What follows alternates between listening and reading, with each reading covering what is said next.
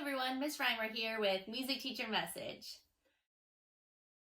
So today I wanted to play my mandolin. I haven't played this in a long time, and I have somebody else who wanted to get out an old family mandolin and learn how to play it a little bit, so I thought maybe this would inspire that person. So mandolin, if you don't know anything about the mandolin, it's set up pretty similarly to the violin, at least the way the strings are tuned. So same with on a violin, the lowest is going to be a G, and then you have a D, and then A, and then the highest is E. Now, what's different about a mandolin is that there's actually two of each of those, and the pair of strings is called a course. So there's two Gs that you have to hit at the same time. So we have two Gs, two Ds, two As, and two Es.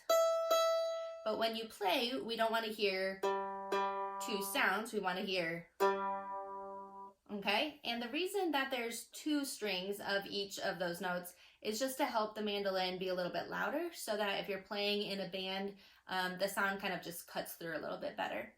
And then the other big difference is that you don't use a bow to play on a mandolin, you use a pick, which is just like a hard piece of plastic, same like you would use on a guitar.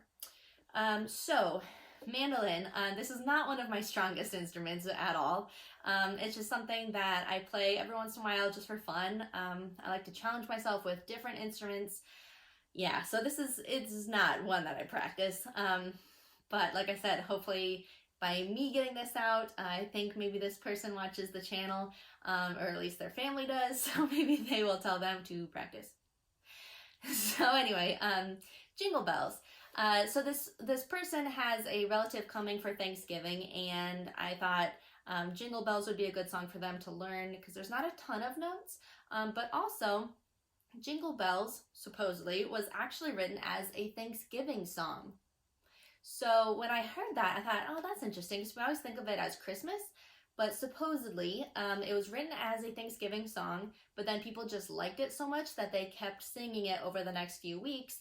And then that's leading into Christmas, so then it just kind of morphed into us thinking it, as a Christmas song, when really it was written for Thanksgiving. Because if you look at the words, there's nothing in there that actually suggests that it's Christmas time specifically. Interesting. So with that, here is Jingle Bells on the mandolin. So I just recorded this entire video, and I'm using my iPad. I have it flipped the other way, so I can't see what I'm doing. And I just realized I'd cut off half the mandolin. So here's Jingle Bells again. This time maybe you can see the whole instrument.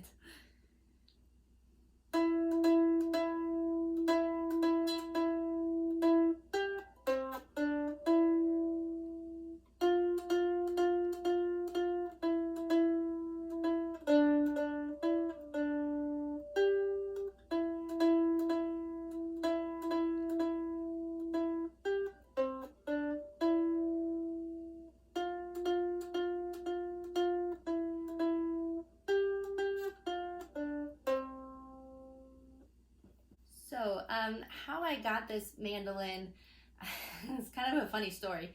My first year teaching, I had the 3rd and 5th graders writing their own original song for the spring concert.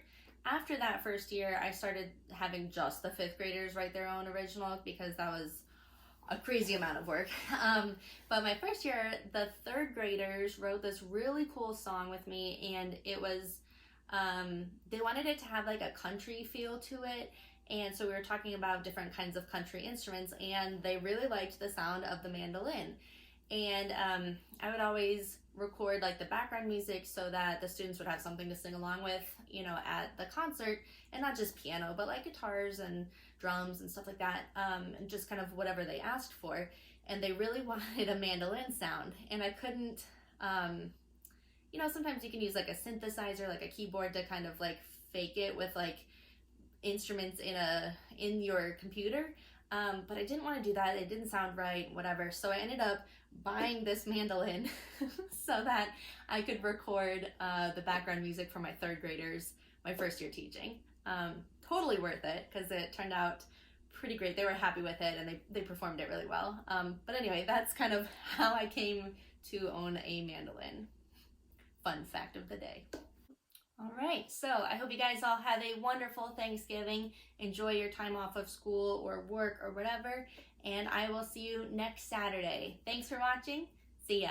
Bye.